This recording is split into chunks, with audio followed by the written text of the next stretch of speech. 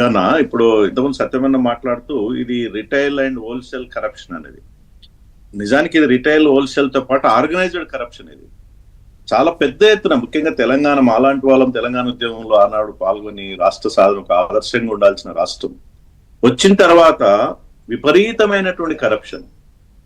ఈ డిపార్ట్మెంట్ ఆ డిపార్ట్మెంట్ అని కాదన్న, మొత్తం ప్రతి డిపార్ట్మెంట్ కరప్షన్. వ్యవస్థ మొత్తం, తెలంగాణ వ్యవస్థ మొత్తం కరప్షన్.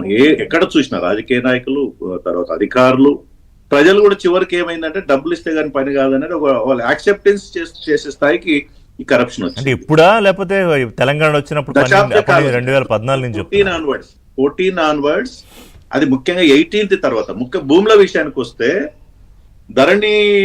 ధరణిని పెద్ద గొప్ప ఆదర్శంగా చూసుకొని విఆర్ఓ 5,000 తింటున్నాడు, 10,000 తింటున్నాడు పాస్బుక్ అని అవినీతి వ్యతిరేకంగా ధరణి పోర్టల్ తీసుకొస్తున్నాం, ROR చట్టాన్ని తీసుకొచ్చిన వాళ్ళు ఇవాళ అదే దారులు ఓపెన్ చేసింది. ఇది ఆర్గనైజ్డ్ అయింది, సెంట్రలైజ్ అయింది. ఇప్పుడు ధరణి పోర్టల్ ఎట్లాంటి ప్రమాదం అన్నా, ఇప్పుడు ఈవెన్ ధరణి, ఇప్పుడు భూభారతి కూడా మొత్తం తెలంగాణకు సంబంధించినటువంటి ఎవరి పట్టదారులు ఎవరు ఉన్నారు, ఎంత భూమి ఉంది, ఎక్కడ ఉంది, గూగుల్ మ్యాప్ తో సహా సెల్ ఫోన్ లో ఉంటది. సింపుల్ సెల్ ఫోన్ లో కూడా మనం చూసుకోవచ్చు. గతంలో ఒక మంత్రి, కీలకమైన మంత్రి తన వ్యక్తిగతమైన సెల్ ఫోన్ లో ఈ పోర్టల్ పెట్టుకున్నాడని తెలిసింది. ఇంకా విచిత్రం ఏంటంటే ఇక్కడ ఐటీ ఆడిట్ లేదు, సెక్యూరిటీ ఆడిట్ లేదు, ఎవరు ఏ పేర్లు ఎప్పుడైనా మార్చుకోవచ్చు. అవి జరుగుతా ఉన్నాయి ఇప్పటికి కూడా. ఇప్పుడు రిషాన్నకు 1 ఎకరా భూమి ఉంది అనుకున్నా, ఎక్కడన్నా ఉందో లేదో తెలగని ఎగ్జాంపుల్ చెప్తున్నాను. చేవెళ్ళలో ఎక్కడ భూమి ఉంటే మీ భూమిని ఏ క్షణమైనా అది హైడ్ చేయొచ్చు ఒక పద్ధతి, లేదంటే అది ప్రొహిబిటెడ్. ఆయన ఎవరికి మీకు చెప్పాల్సిన అవసరం కూడా లేదు, ప్రొహిబిటెడ్ లిస్ట్ లో పెట్టొచ్చు. ఏ భూమి అయినా ఎవరిదైనా, రాజకీయ నాయకులు కక్షపూరితం పెట్టొచ్చు. నీ భూమి అమ్మకపోతే నీ భూమిని తహసీల్దార్ తలుచుకుంటే లేదా కలెక్టర్ తలుచుకుంటే ప్రొహిబిటెడ్ లిస్ట్.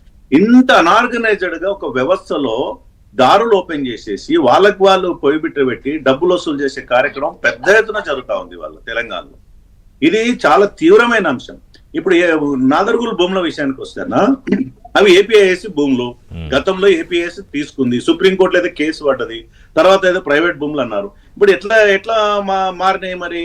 మిగతా వివిధ కంపెనీలు అక్కడ కోయినూరు వాళ్ళు అవన్నీ టీమ్స్ పెట్టారు, ఎట్లా చేతులు మారినాయి, ఎవరు తీసుకున్నారు?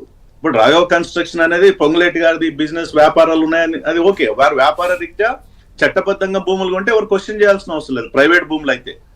కానీ చట్ట వ్యతిరేకంగా చట్టంలో ఉన్న లొసుల కారణంగా భూ కబ్జాలకు పాల్పడితే మాత్రం అది డెఫినెట్ గా నేరం. RO చట్టంలో తప్పు చేసిన అధికారికి శిక్షలు లేవు. నేను చూశాను చట్టం, ఏదో అక్కడక్కడ ఏదో సెక్షన్ లో మెన్షన్ చేశారు తప్ప వాళ్ళని ప్రశ్నించే అధికారం కూడా లేదు. ఈ భూముల విషయంలో బీఆర్ఎస్ అధికారంలో ఉన్నప్పుడు పరిస్థితి, కాంగ్రెస్ లో ఉన్నప్పుడు పరిస్థితి ఒకలాగే ఉందంట. ఏం మారలేదు రిషన్న, ధరణి పోర్టల్ పేరు మార్చారు అంతే, భూభారతి అయింది same as it is. Dilip గారు అప్పటికి సేమ్. ఇంకా మనకు చేతిలో కనిపిస్తాయి భూములు, ఏ సర్వే నంబర్, ఏ ఊర్లో ఎవరు భూమి, ఎట్లా కబ్జాలు పెట్టవచ్చు, గవర్నమెంట్ భూమి ఏంటి, ప్రైవేట్ భూమి ఏంటి, ఎట్లా కబ్జాలు పెట్టవచ్చు అని దారులు ఓపెన్ చేస్తున్నారు. దాని సలహాలు ఇచ్చే అధికారులు కూడా ఉన్నారు. ఇది చాలా తీవ్రమైన అంశం, చర్చించుకోవాల అంశం, ప్రజలకు సంబంధించిన అంశం. భూమి అంటే ప్రజలకు సంబంధించిన అంశం. సెక్యూరిటీ లేకుండా పోయింది భూమికి. ఇది చాలా సీరియస్ అంశం. దిలీప్ కుమార్ గారు. Unfortunately